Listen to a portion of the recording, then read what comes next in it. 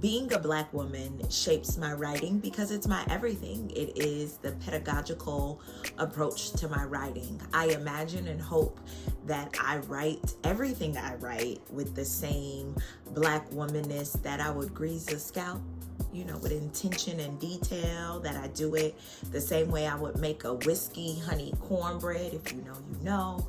Something that sticks to your rib and nourishes you, but is still sweet. And I ultimately hope that I write like I pray, with the same Black woman conviction, sincerity, magic, ability to conjure. Yeah, I hope everything I do is in the spirit of a Black woman, including writing. I'm grateful. You know, my drama teachers, for the most part, have all been Black women. And so they ensured that I would have Black women as models. So Wesley and Miss McCormick, MC. And Miss McCormick was my high school drama teacher. My auditions as an actor for college were from Breath Boom. When my teacher, Miss McCormick, MC, found out that I was a poet, baby, the world opened up for me. And she made sure I knew whose shoulders I stood on. So she introduced me to the likes of so many writers, Black women, that would influence the way that I write and what I wanted to write about.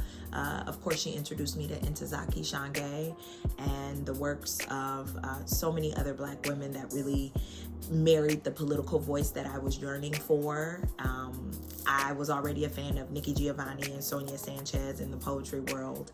So she made sure that I would see my poetry on stage. And Dominique was one of those early influences, and I would drive up to U of M and watch her, even as a college student, watch what she was doing with poetry and politics and theater.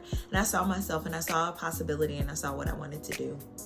When it comes to carving and developing Black women as characters, the theater company that I ran in Washington, D.C., Fresh Ink, in our sister cipher, which was the writing group, we talked about what it would mean to take the Bechdel test and apply it for Black women. And that was dope, and that was collective, and that was helpful. When I teach playwriting, one of the things that I often ask my character is, if they are Black, how deeply have you let that seep into their reality?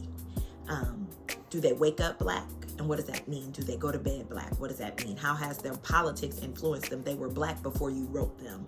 So what was there before? What was, if it's a Black woman who grew up as a Black girl, do you know her Black girl childhood?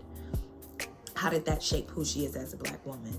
How does she see the world through a Black woman lens? And how does she believe the world sees her through a Black woman lens? And I think that is what I use when I write, to make sure my characters are full in all of their wholeness, that they reflect not only the way I know them to be, but the way they know themselves to be, that I'm listening to them as I'm writing them and not just writing them as I want them to be.